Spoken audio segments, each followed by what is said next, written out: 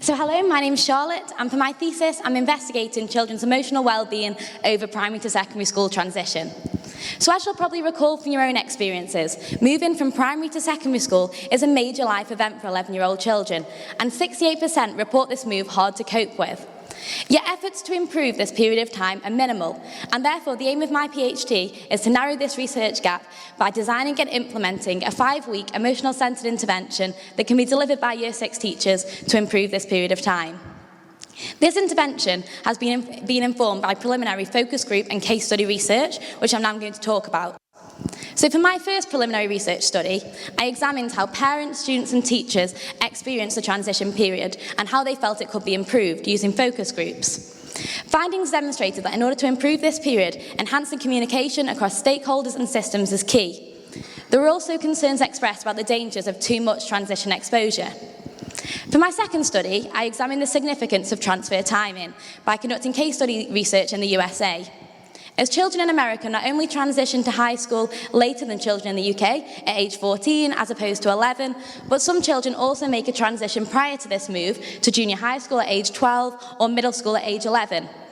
The findings demonstrated that the later the children transition, the easier they find it, and parents and teachers had differing attitudes in children as to whether one transition were better than two.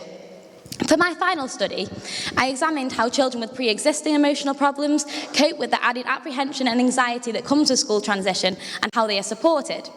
To do this, I conducted case study research in a special school which specialised in supporting children with social, emotional and behavioural difficulties.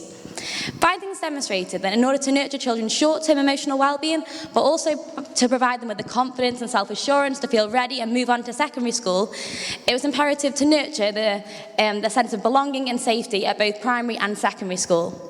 So bringing together this research, I have designed and I'm now implementing my emotional-centred intervention, which is called TAST, Talking About School Transition.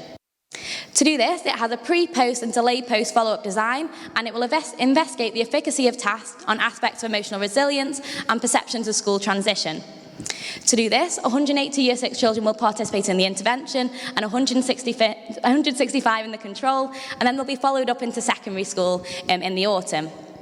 So in sum, the present research has positive implications for the current Year 6 children participating in the intervention, but also long-term implications as children who are currently participating in it, their teachers will be given the intervention to deliver in future years for their classes.